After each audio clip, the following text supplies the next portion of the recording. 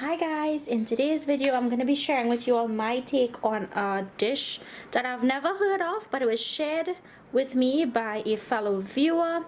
So I'd like to say thank you to everyone who has been sending in their recipes or their requests, and this one is going to be for flour Talkari. If you've never had it before, be prepared to taste something that's totally different yet very unique and full of tons of flavor.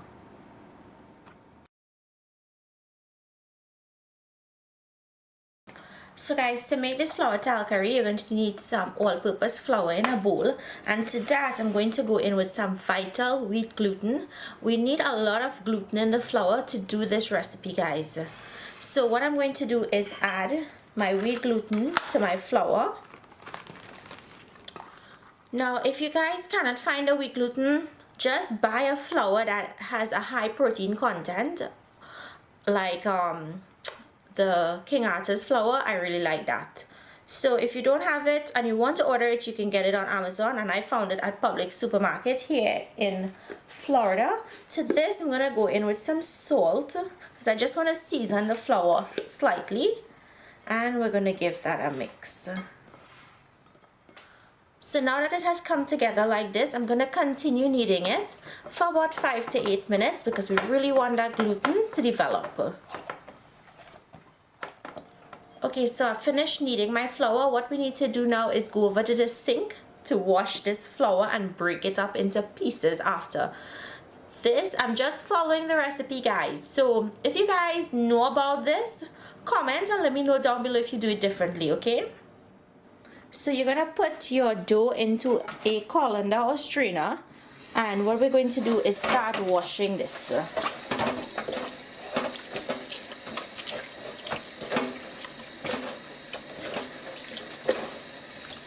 So I can see that it's starting to break off.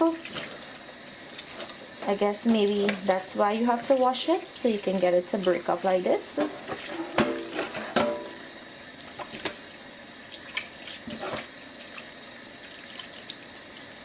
This is really new to me, guys.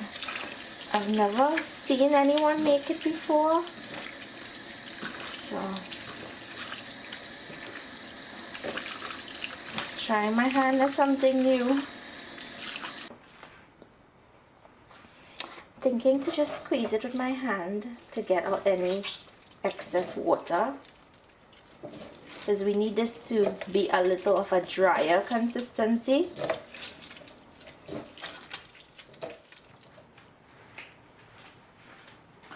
So guys, I'm just gonna empty the washed dough onto this tray, and I'm just going to start spreading it out. You want to create little pieces so that it can mimic meat.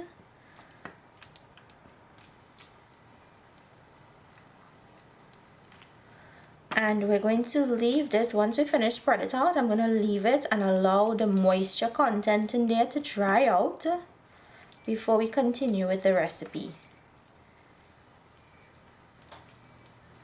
So once you spread it out like so, leave it on your countertop, allow it to dry out that moisture, and then I'll see you guys back in a little once this is finished. So guys, this is what the flour looks like after I've dried it for a couple of hours. It's still pretty tacky, but it's been drying for like about 5 hours. I don't know if there's a trick to drying this faster. So it's a pretty good consistency. So what I'm going to do is just take them and place them into a big bowl.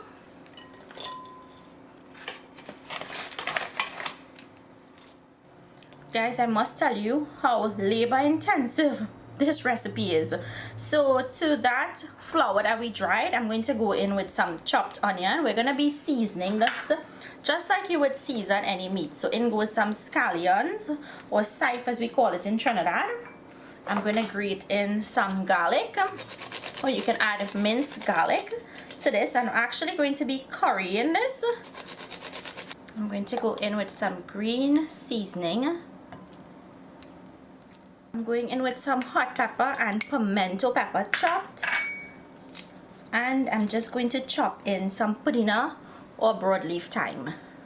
You guys can blend it with your seasoning, but I usually don't put this when I'm making basic green seasoning because this can overpower stewed recipes. This is gonna melt down in here, so you're not gonna see it.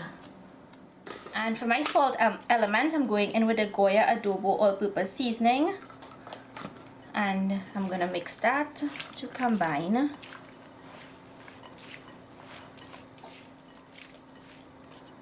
Okay, I don't want to leave this to sit too long because I don't want that flour to get soggy. So let's move straight onto our stove and prepare the curry.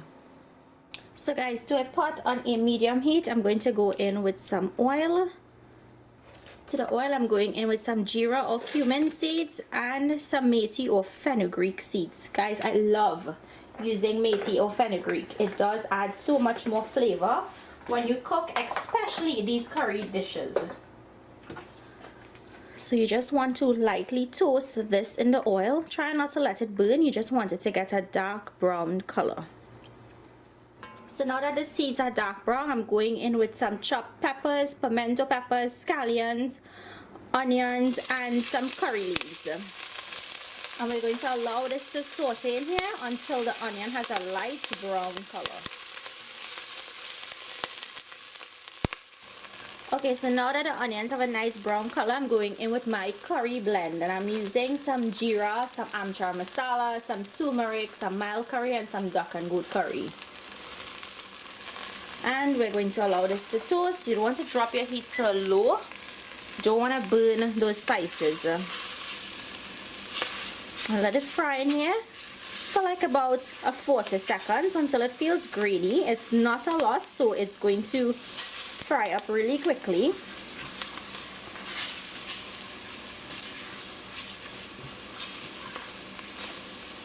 Now if you guys wanted to do this more of a yellow curry, then you don't use duck and goat, you use all yellow curry powder. So now I'm going to go in with some water to cook the curry out.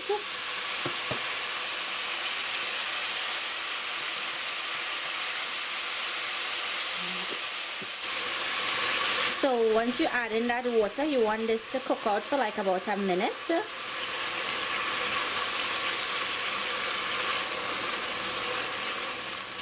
Now we're going to go in with our flour seasoned or seasoned flour mixture.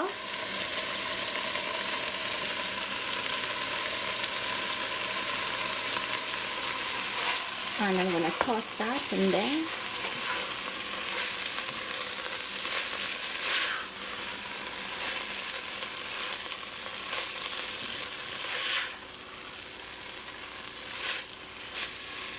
Now I'm going to allow it to fry up in that curry powder mixture.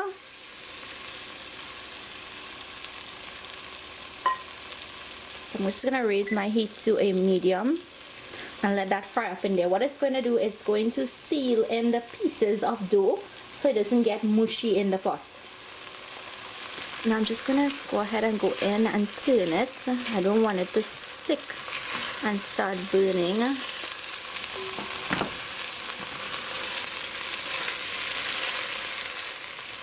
So after it's been frying up in there for about 3 minutes, I'm going to go in with some water. Mix that. I don't want to add too much of water to this. You'd want to scrape all of those good, nice flavors off of the bottom of the pot. I'm going to go in with a little more water. And that should be enough, and we're going to allow this to cook down. If you want it saucy, of course you cook it to the consistency you would like.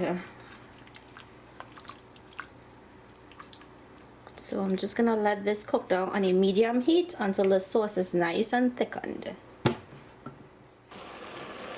So guys, this has been cooking for about 15 minutes now. The sauce is thickening up really nicely. So this needs some more salt, so let me add that in, but I'm going in with actual salt this time. So just salt to taste. Mix that in, and then this is ready to be served.